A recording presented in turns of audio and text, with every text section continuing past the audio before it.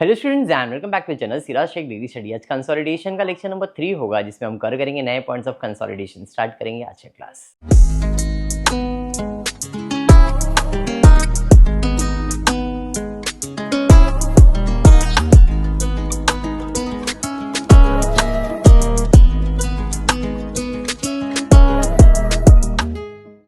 Previous class में जैसा आप ब्रेक ले लिया हमने, तो प्रीवियस क्लास में मैंने आपको कंसोलिडेशन का सम करवाया। अगर तुमको ऐसा लग रहा है नहीं सर कुछ नहीं समझा है, तो एक बात ध्यान में रखो कि कंसोलिडेशन के सम में आपको करना क्या होता है।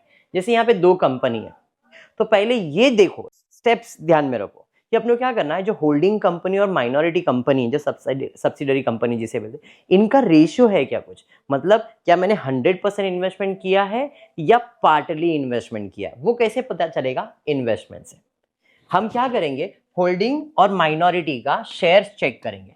जैसे इस केस में हम चेक कर रहे हैं, इसके पास कितने शेयर्स थे? 5000 बराबर है, और हमने इन्वेस्ट कितना किया है यहाँ पे? 4000। तो इसका मतलब ये समझ में आया कि 100% इन्वेस्टमेंट नहीं है। तो इसलिए हमने सबसे पहला स्टेप ये किया, होल्डिंग और माइनॉरिटी का रेशियो निकाला। ये याद रहेगा। पहला चीज क्वेश्चन देके ये चीज देखना, होल्डिंग और माइनॉरिटी का इंटरेस्ट कितना है। डन। उसके बाद आपको क्या करना है कि कैपिटल का बंटवारा कर लेने का। कैपिटल मतलब ये 50,000 में से आपने सिर्फ 40,000 शेयर ही खरीदा है, तो बचा 10,000 किधर जाएगा? तो 10,000 जाएगा माइनॉरिटी के अंदर। किधर जाएगा? माइनॉरिटी के अंदर। मतलब इस 50 में से सिर्फ 40 का हिसाब हुआ है, 10,000 तो कैपिटल अभी भी बाकी है, तो 10,000 कैपिटल में नहीं डालेंगे, उसके लिए अलग से हम लोग इंटरेस्ट निकालेंगे, माइनॉरिटी इंटरेस्ट। तो 50 में से 40 तो इधर एडजस्ट हो गया, बचा 10 वो इधर आ गया। ये दिमाग में बैठ गया? पक्का बैठ गया। अब क्या करने वाले, अब हम ये देखेंगे एक्विजिशन कब किया है।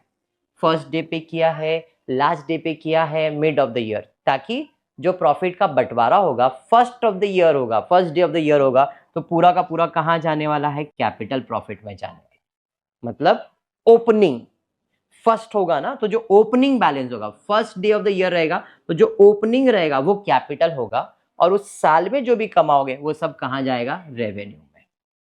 जब आप first day of the year में बिजनेस टेक ओवर करोगे, तो उस साल जो भी कमाओगे, ड्यूरिंग द ईयर जो भी कमाओगे, वो सब रेवेन्यू प्रॉफिट, और जो ओपनिंग होगा वो किधर जाएगा? Capital profit.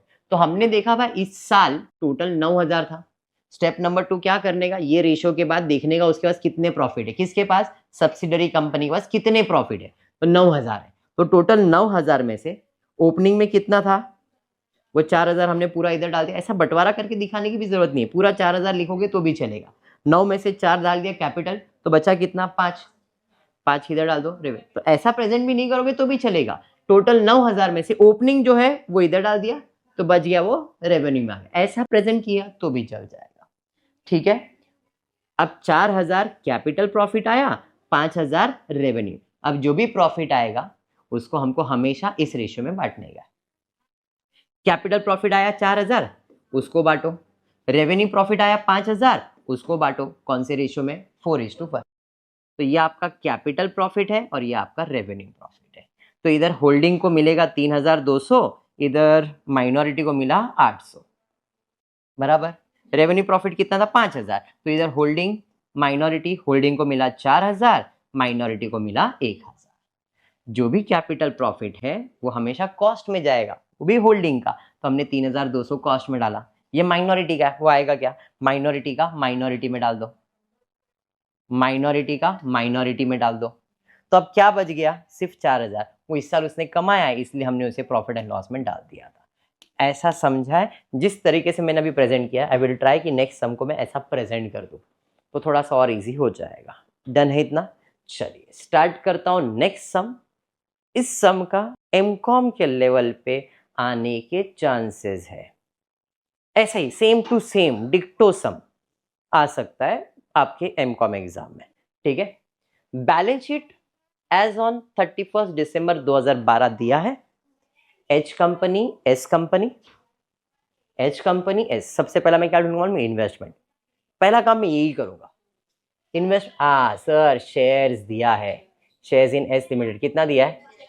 इधर कितना दिख रहा है और एक शेयर का वैल्यू कितना है, 1 है, तो ये भी 1 रुपए वाला ही शेयर रहेगा।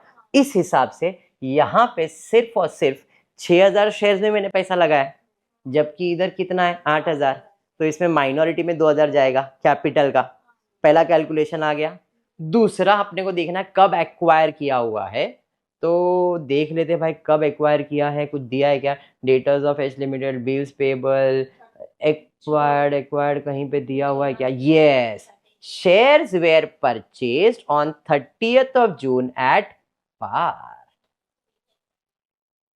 30 जून को परचेज किया है, साल दिसंबर है, मतलब मिड ऑफ द ईयर आ गया।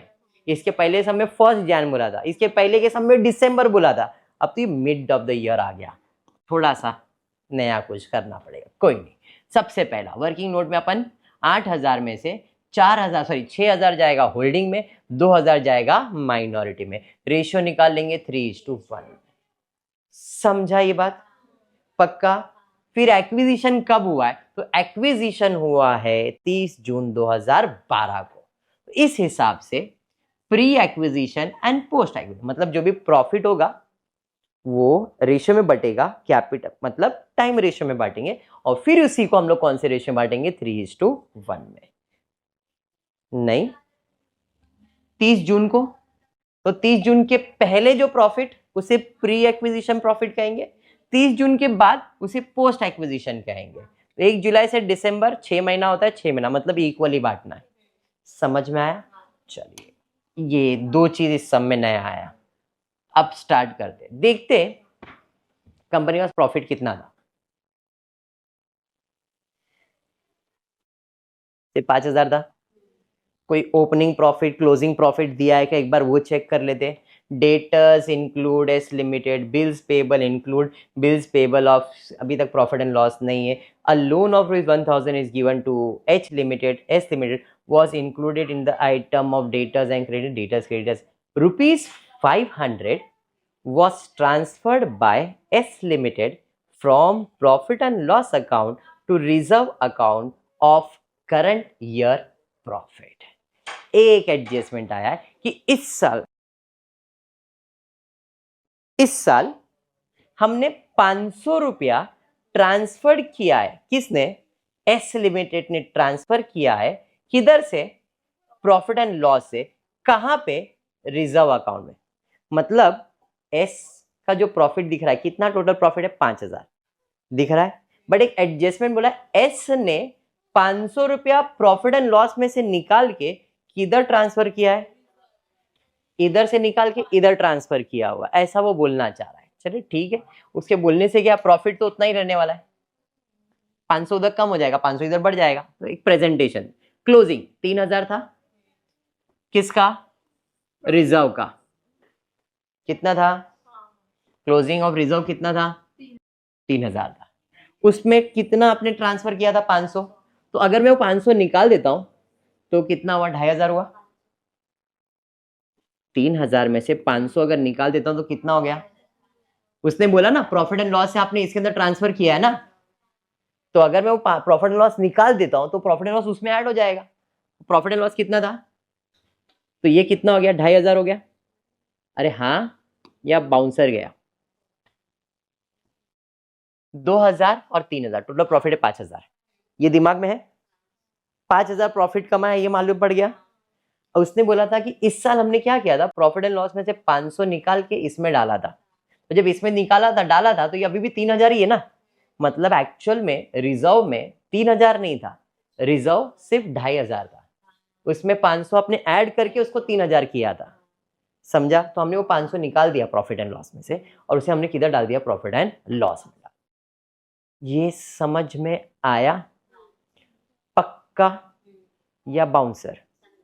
पक्का समझ में आ गया ना। चलिए, तो हमने 3000 में से 500 निकाला, 2500 रिजर्व का दिखाया, 2000 में 500 ऐड कर दिया, 2500 हमने इधर दिखा दिया। हो गया 2.5 और 2.5 5000 हो गया ना।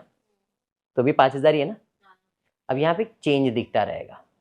जो रिजर्व का बैलेंस है वो कहाँ लिखा है मैंने? कैपिटल प्रॉफिट में। इन शॉर्ट, जो रिजर्व्स है वो पूरा का पूरा कहाँ जाएगा? कैपिटल प्रॉफिट में। और जो प्रॉफिट एंड लॉस है वो तो बिजनेस का है। तो जो प्रॉफिट तुमने कमाया है इसे हम लोग कौन से रेशियो में बांटेंगे? इक्वली। 2,500 जो कमाया आपने इक्वली बांट दिया।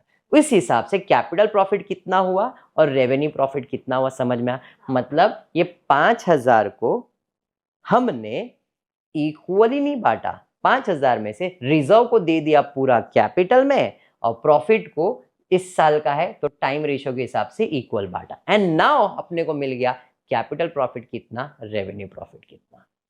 हाँ या बाउंसर? बस अब खत्म। अब आपने बेड़ा पार कर लिया है। अब आपको क्या मालूम है इसमें से? Holding, subsidiary, holding, subsidy. जो भी होल्डिंग का आएगा वो कॉस्ट में जाएगा, सब्सिडरी का माइनॉरिटी में जाएगा। जो भी होल्डिंग का आएगा प्रॉफिट एंड लॉस में जाएगा, इसका माइनॉरिटी में। खत्म हो गया सब। समझा क्या बोला? जो ये कैपिटल प्रॉफिट है ना, ये कैपिटल प्रॉफिट का जो होल्डिंग है वो कॉस्ट में दिखाएंगे और सब्सिडरी का तो माइनॉरिटी में जाएगा। इधर होल्डिंग का प्रॉफिट एंड लॉस में जाएगा और ये किधर जाएगा? माइनॉरिटी में। दैट्स इट, डन हो गया सम। Sum is completed. आपका कंसेप्ट ये समझना था कैपिटल प्रॉफिट रेवेन्यू प्रॉफिट निकालना। तो जो कैपिटल रिजर्व था उसे हमने कैपिटल प्रॉफिट में डाल दिया। जो प्रॉफिट एंड लॉस अकाउंट था उसे, अगर ये टाइम रेशियो नहीं रहता तो इस साल जो भी कमाते वो अपन किधर डालते? रेवेन्यू में डालते। बट इधर टाइम रेशियो आ गया। अगर टाइम रेशियो नहीं रहता या तो ओपनिंग होता या तो क्लोजिंग होता। ओपनिंग होता तो पूरा इधर दिखाते, क्लोजिंग होता तो पूरा उधर दिखाते, जो भी आपका होता। समझ में आया? हाँ नहीं या बाउंसर? ओपनिंग होता, ओपनिंग बैलेंस कैपिटल प्रॉफिट होता है, क्लोजिंग आपका कैपिटल प्रॉफिट होता है। ओपनिंग सिर्फ कैपिटल में दिखाते हो और जो ईयर एंड में एक्विजिशन है वो कैपिटल, और साल भर में जो कमाते हो उसे आप कहाँ डालते हो? रेवेन्यू में डालते हो। अंडरस्टूड और बाउंसर? चलिए अब आपको कौन से रेशियो में बांटना है इसे? 3:1 में। तो 3,750 3:1 में बांटा, 1,250 बांट दिया। समझाइए, बंटवारा समझ में आया? अब हम क्या निकालेंगे? कॉस्ट। कॉस्ट निकालने के लिए जरा देखते हैं कितना इन्वेस्टमेंट किया था हमने। 6,000 का बराबर, उसका कॉस्ट भी 6,000 ही था, प्लस 2,812, मतलब 8,000 का कॉस्ट। खरीदा कितने में? 6,000, मतलब प्रॉफिट हो गया ना यहाँ पे। और उस प्रॉफिट को अपन क्या कहते हैं? Capital reserve. अब तक जितने सम्स हो रहे थे उसमें गुडविल आ रहा था, यहाँ पे कैपिटल रिजर्व आया है। समझा या बाउंसर गया? डन, खत्म। कंसोलिडेटेड प्रॉफिट एंड लॉस, तो पहले से इसके पास प्रॉफिट एंड लॉस कितना है और होल्डिंग ने कितना कमाया इस साल? होल्डिंग कंपनी ने कितना कमाया? 938 कमाया ना। मैंने क्या बताया था? कैपिटल प्रॉफिट का होल्डिंग का इसमें आता है और ये माइनॉरिटी का, माइनॉरिटी में जाएगा। रेवेन्यू प्रॉफिट में होल्डिंग का कितना है? 938 ना, वही आएगा। और कुछ आएगा क्या? समझा? नेक्स्ट माइनॉरिटी इंटरेस्ट में कैपिटल कितना आएगा? 2,000, फिर 938, 312। अरे हाँ, ऐड कर दिया, माइनॉरिटी इंटरेस्ट हो गया। Done, some is completed. ये वर्किंग समझ में आया है? हाँ या नहीं? अगर ऐसा नहीं समझा है तो आपको दूसरा तरीका मैंने बताया, 3,750 लिखो, इसको ऐसे बांटो, होल्डिंग सब्सिडरी, रेशियो था 3:1 में, तो इसको बांटोगे 28, सॉरी, इसको बांटोगे तो इधर आ जाएगा 2812, इधर आ गया 938।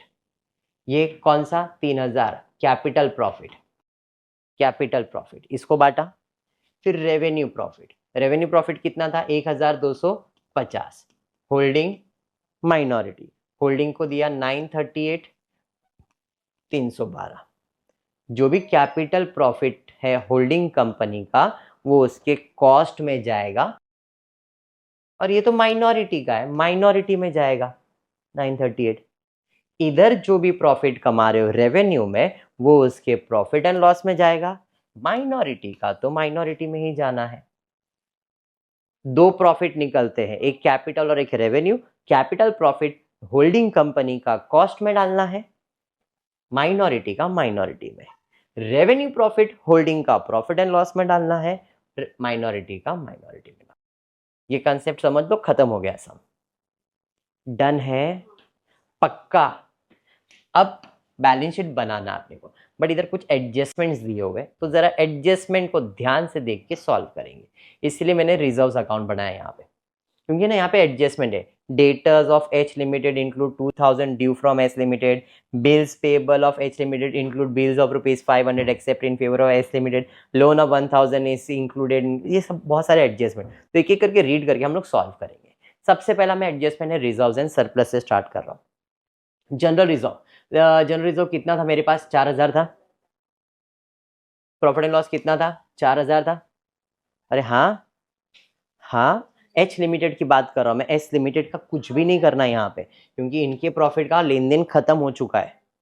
जनरल रिजर्व 4000 और ये 4000, सर 938 हुआ था ना, 938 का प्रॉफिट भी। अरे हाँ, तो प्रॉफिट एंड लॉस दिखाया 4938 और जनरल रिजर्व दिखाया। ये समझा आपको? पहला रिजर्व अकाउंट समझ में आया। उसके अलावा कैपिटल रिजर्व हुआ अपने को 2800। हाँ, टोटल कर दिया, खत्म कर दिया इसका काम। रिजर्व्स डन, समझा रिजर्व। नेक्स्ट हम बनाने वाले ट्रेड पेबल, ट्रेड रिसीवेबल, दो अकाउंट बनाने वाले, एक ट्रेड पेबल और एक ट्रेड रिसीवेबल। ट्रेड पेबल में आता है क्रेडिटर्स, कितना है टोटल क्रेडिटर्स, उसके अलावा बिल्स पेबल भी आएगा, तो क्रेडिटर्स 9000, फिर debtors 8000, bills payable 3000, bills payable 5000। मैंने इसका पोस्टिंग कर दिया, समझा? ये बाउंसर गया बेसिक। अब एक एक एडजस्टमेंट सॉल्व करते हैं। एडजस्टमेंट नंबर 1 क्या है, पढ़ो जरा। Debtors of H limited included 2000 due from S limited. मेरे कस्टमर है जो मेरे को इससे मिलने वाला है। अब मेरे कस्टमर रहेंगे क्या, बिजनेस ही मेरा है, तो डेटर्स में से भी निकालो, क्रेडिटर्स से भी निकालो। हम क्या करेंगे, डेटर्स में से भी निकालेंगे, क्रेडिटर्स से भी निकालेंगे। डेप्थ में जाना है क्या इसके? समझा क्या किया है? उसने बोला एच लिमिटेड के डेटर्स है जो एस में है। अब ये दोनों तो मेरे ही है ना, ये भी मेरे ही है, तो ना मुझे पैसा मिलेगा ना मुझे पैसा देने का है, तो 2000 निकाला, 2000 निकाल दिया, कम कर दिया दोनों में से। समझा क्या? एग्जाम्पल के लिए सना, मैं एक बिजनेस कर रहा हूं, मैंने इसको उधार दिया है, बराबर है, इसको उधार दिया है, मुझे इससे पैसा मिलने वाला है, मेरे डेटर्स है, क्लियर हुआ? अब इसने उसके पास से उधार लिया हुआ है, किसने? एस ने उसके पास से उधार लिया हुआ है, तो एस को पे करना है, एस को पे करना। एस तो मेरी हो गई, तो एस की जो भी लायबिलिटीज है मुझे पे करना। मैंने तेरे को 2000 पे करने, अरे मुझे 2000 लेने का तेरे से, तेरे को उधार में सामान बेचा था, तेरे से उधार से सामान लिया था, तो बिजनेस जब मेरा हो गया तो इसका मतलब ना तो डेटर्स को देना है ना ही क्रेडिटर्स को देना है, इसलिए हमने 2000 दोनों में से कम कर दिया। समझा भी है? सेम बिल्स पेबल के ऊपर है। And bills payable of H limited include a bill of ₹5000 accept in favour of H limited. H का बिल, एस का बिल, दोनों में से कम करो, बिल्स पेबल में से कम करो, बिल रिसीवेबल में से कम कर दो। समझ में आ गया? हाँ, आगे। A loan of ₹1000 is given by H Limited to S Limited. H ने 1000 का लोन दिया है S को। अब S भी मेरा ही है ना, तो क्या मुझे पैसा मिलने वाला है? मुझे पैसा का इंटरेस्ट कुछ भी मिलने वाला नहीं। तो उसने बोला is given to S Limited was included in the items of debtors and creditors में, मतलब उसे लोन नहीं दिखाया, उसे अपन क्या दिखाया, डेटर दिखाया, क्रेडिटर्स दिखाया। इसने दिखाया मुझे देने का है, मैंने दिखाया मुझे मिलने वाला है। अब मुझे ना तो देना है ना तो लेना है, तो मेरे क्रेडिटर्स और डेटर्स में से मैं क्या कर दूंगा, कम। समझा? 1000 रुपये इधर कम किया, 1000 रुपये इधर कम किया, डन। ये एडजस्टमेंट था इसलिए ये बनाया, अगर ये एडजस्टमेंट नहीं रहता इतना करते, अब फिर बैलेंस शीट खाली ऐड करते आप। एग्जाम में एमकॉम को ऐसा ही सम आएगा, 99% बैलेंस शीट। सिमिलर सम आता है अमाउंट के साथ, आप पेपर पास पेपर देखना, आपको समझ में आएगा। अब हम टोटल कर लेते हैं डेटर्स का, टोटल कर रहे बिल्स पेबल, क्रेडिटर्स और डेटर्स। डन है इतना? फॉर्मेट बना दिया बैलेंस शीट का। फॉर्मेट बनाने के बाद चलो बैलेंस शीट में स्टार्ट करते हैं। सबसे पहला आएगा कैपिटल। कैपिटल कितना लिखोगे, कितना लिखोगे?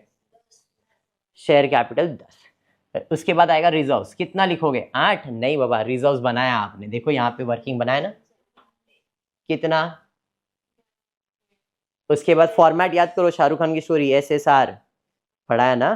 फिर उसके बाद माइनॉरिटी इंटरेस्ट बनाया, माइनॉरिटी इंटरेस्ट 3250 समझ में आया, टोटल कर लेंगे। फिर करंट लाइबिलिटीज, करंट लाइबिलिटीज में क्रेडिटर्स और बिल्स पेबल अकाउंट बनाया, क्रेडिटर्स और बिल्स पेबल बनाया ना हमने, ट्रेड पेबल दोनों को ऐड करके।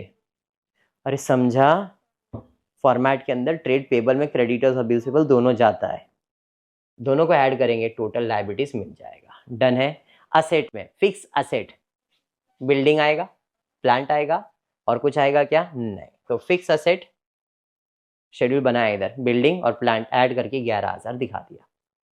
अरे हाँ, फिर स्टॉक करंट असेट में जाएगा, ये तो आएगा नहीं। डेटर्स और क्रेडिटर्स करंट में जाएगा, कैश करंट में जाएगा, तो करंट असेट का हेडिंग डाला। सबसे पहला इन्वेंट्रीज कितना आएगा, 10,000। फिर डेटर्स बनाया है, ट्रेड रिसीवेबल बनाया 5,000, बिल रिसीवेबल बनाया 4,000, टोटल 9,500। फिर कैश एंड कैश इक्विवेलेंट कितना, 3,000।